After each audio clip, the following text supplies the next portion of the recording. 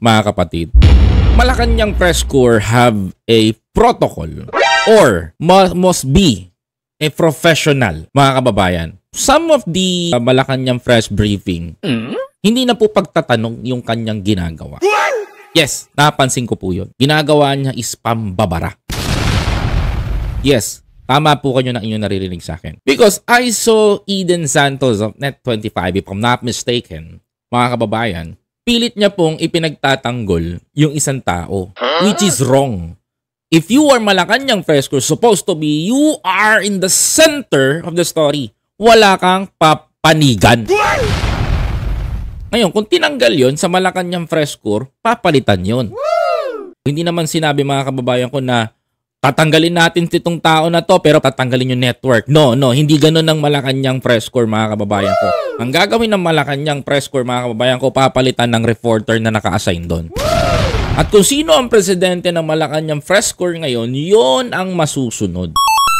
Yes, tama kayo ng inyong naririnig sa akin, mga kababayan ko. Yon ang gagawin doon, mga kababayan.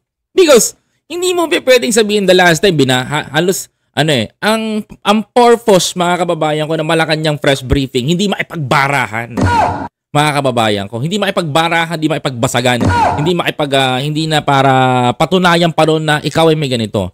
Dapat ikaw ay walang kinikilingan, walang pinoprotektahan, serbisyong totoo lamang, like GMA. Bakit si Ivan Mayrina, pansin nyo, nasa Malacanang press corps naka-assign? Ang mga balita niya, very balanced. Yes, tama kayo na inyong narinig.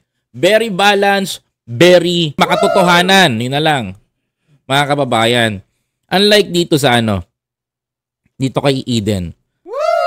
Hindi nyo ba napansin? In-interview kami ng Net25. Nani? We are anti-Duterte. Pero hindi nyo nakita, in-interview kami. Pagka-interview sa amin, mga kababayan ko, nakita ninyo kung ano sinabi namin. Hinayaan lang nila. It means, mga kababayan ko, this network ay hindi nagsusuri. Kasi kung nagsuri sila, mga kababayan ko, hindi nila makikita, hindi nila mararamdaman at hindi nila mapipitik na kami ay anti-Duterte. At hindi kami pro-Duterte. Hindi nyo napansin yun. Diba? Oh. Yan yung mga possibility na mayroong negligence. Okay?